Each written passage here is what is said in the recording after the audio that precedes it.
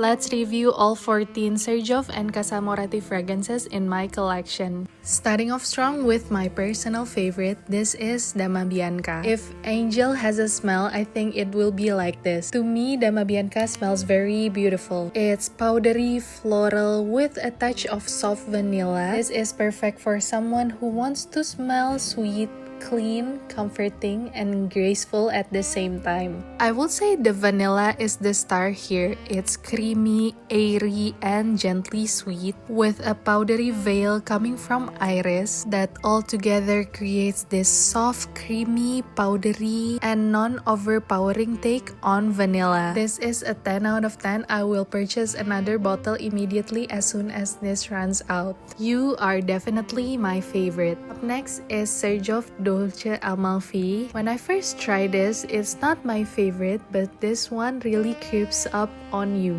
And let me tell you why. The opening of Dolce Amalfi is bright, citrusy, coming from Queens that smells like a cross between lemon and overripe pineapple. So it's fresh and sweet, but there's something warm and spicy giving depth to this fragrance, which is coming from saffron, cardamom, and rum. This scent is perfectly unisex and easy to wear for any season. Plus, I think this is a compliment magnet. If you've been here long enough, there's a time where Casamorati Lira was an internet sensation. I think it's back when COVID era where this scent is really hyped on internet. So Lira is a spiced lemon cake with a drizzle of warm caramel that smells sweet, warm, and comforting. This is not the scent profile I normally go for. I am one of those people who falls into the hype, and I usually don't like citrus, but I think this one is quite nice. Moving on to La Tosca. This one is a blind buy. So this is another strong, striking floral musk from the house of XERJOFF that opens up with a bright and citrusy note coming from mandarin and Italian lemon, followed by a green violet leaf and an aromatic touch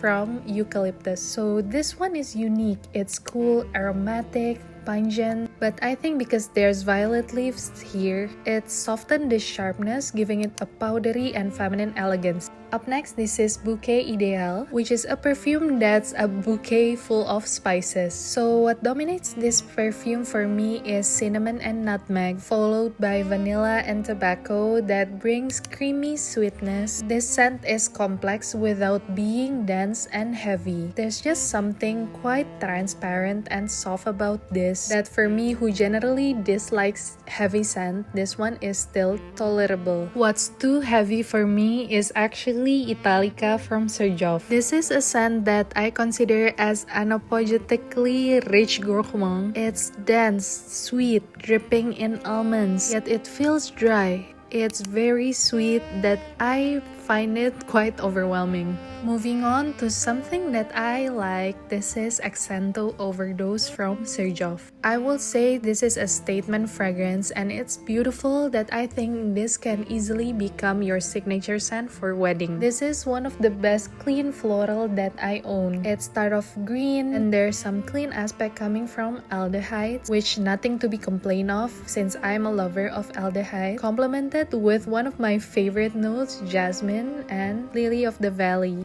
Overall, I think Accento Overdose is a beautiful and classy floral scent that feels feminine and dressed up. If you're currently looking for a green-white floral that feels clean, you should try this perfume. So another favorite from the house, I love XERJOFF Apollonia. This perfume opens up with a cool silvery puff of powdery iris that's soft, floral, a bit sweet. There's an airy sharpness here that shifts between clean musk and soapy with woody undertone that I think giving it a refined and old world elegance. As the scent develops, I think the iris here becomes more earthy and slightly vegetal, but without losing the powdery softness character. This is a less is more fragrance from XERJOFF. La Capitale is a wonderful fragrance. It starts off fruity, sharp, and powerful coming from strawberry, but it's not entirely synthetic type of strawberry. There's something sweet in here coming from caramel, and what I like about this scent that it has a leathery twist. I love fruity leather, but this one stood different because it's a bit sweet, still strong. It projects nicely, but personally, I recommend to wear this strictly for evening only. Moving on to a much heavier scent, this is Starlight from XERJOFF. Starlight is a cardamom and amber balm. This one is spicy, it's heavy with a lot of clove, so it feels very strong. I personally bought this because it leans similar to Changing Constance from Penhaligon's, but this one is definitely spicier and more bold. I find this to be more cardamom forward and more suitable for winter or fall. Moving on to Cruz del Sur 2 from XERJOFF, which is a vacation in a bottle. So the opening of this scent is incredibly juicy, coming from mango and pineapple, but this perfume is very milky. So if you like a tropical milky scent that feels quite thick and warm, you can try Cruz del Sur 2 from XERJOFF. Now, if you like soapy scent that smells luxurious and outdated, you will like Pikovaya Dama from XERJOFF. It's a blend of powdery iris, soft incense, and a freshness of expensive soap. Now, moving on to arguably the most popular XERJOFF of all time, this is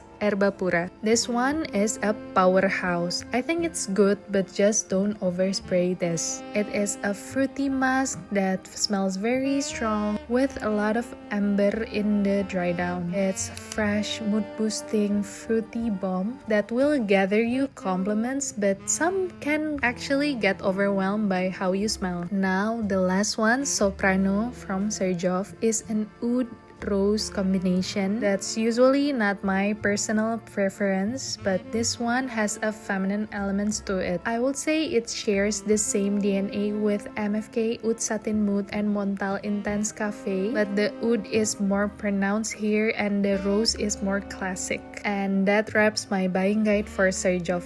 Bye!